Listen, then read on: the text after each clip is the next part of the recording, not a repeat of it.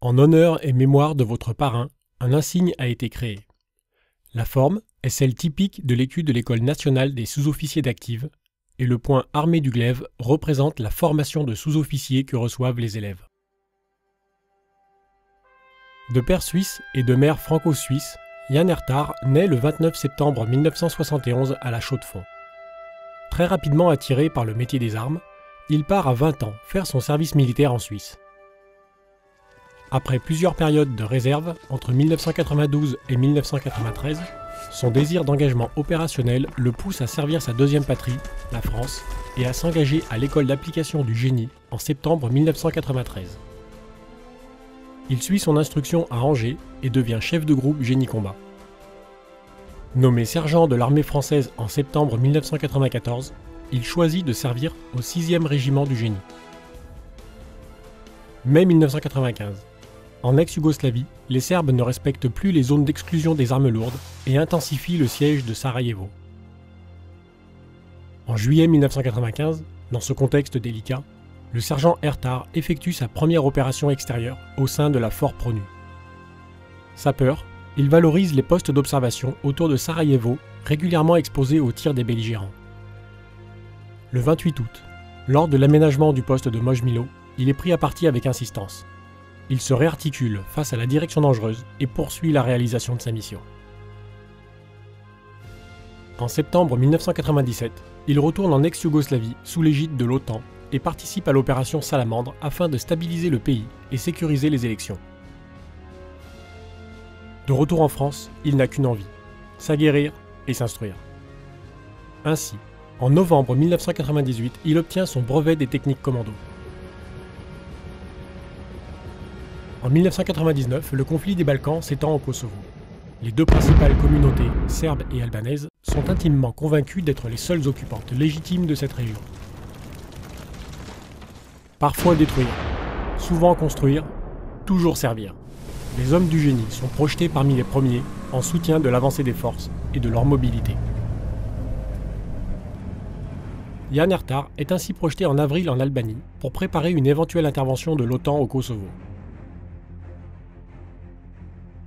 Le 12 juin, la KFOR, mandatée par le Conseil de sécurité des Nations Unies, pénètre au Kosovo.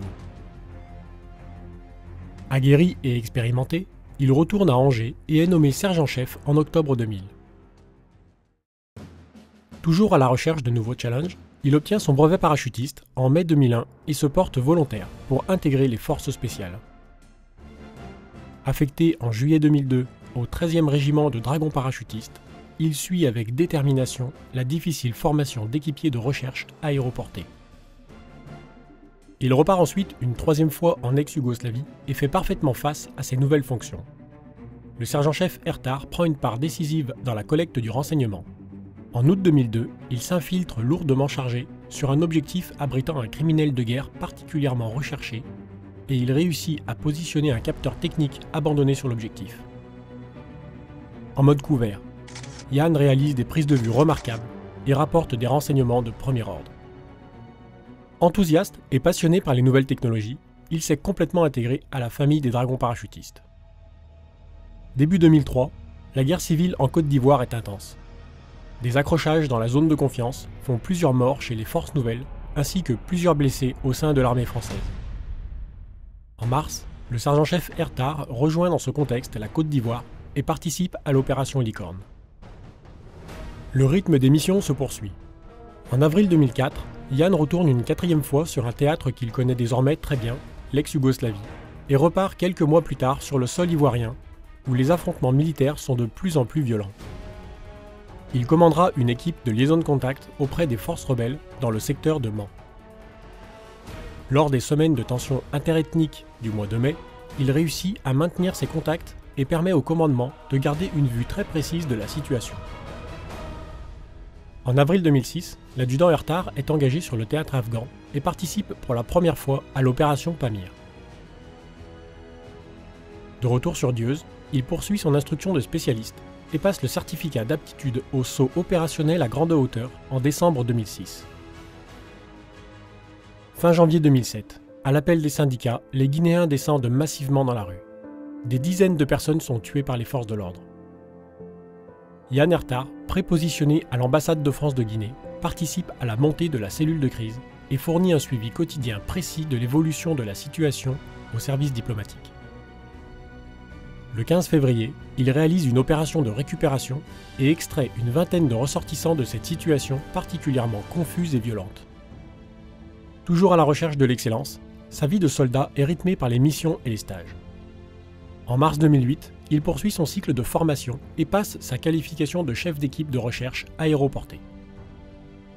En 2009, le conflit afghan s'intensifie. Yann retourne sur ce théâtre au sein du groupement tactique interarmes de Kapisa. Le 28 mai, en mission de reconnaissance au sud du village de Landarel, il est pris à partie à courte distance par des talibans. Réactif et pragmatique, il fixe l'ennemi en appliquant des feux nourris et permet l'exfiltration de son groupe. Le 27 septembre, sous une pluie battante, il s'infiltre de nuit dans la vallée d'Afghania. L'équipe marche le long d'un petit chemin. La tempête fait rage. Le sentier se remplit d'eau lorsqu'un torrent de boue déferle de la montagne et recouvre littéralement un de ses équipiers. Yann réagit et se bat jusqu'au bout pour l'extirper des flots. Il décédera avec son équipier. Sous-officier d'exception, Yann Ertar laisse derrière lui l'image d'un combattant au courage absolu, avec une personnalité attachante faite de conviction et de détermination. C'est un exemple pour les jeunes générations. Héros contemporain français et chef exemplaire, l'adjudant-chef Ertar se verra décerner la Croix de la valeur militaire avec une palme. Il recevra la médaille militaire le 29 septembre 2009, fête de la Saint-Michel et jour même de son anniversaire. Élève sous-officier de la 308e promotion, Yann Ertar est désormais votre parrain, votre frère d'armes.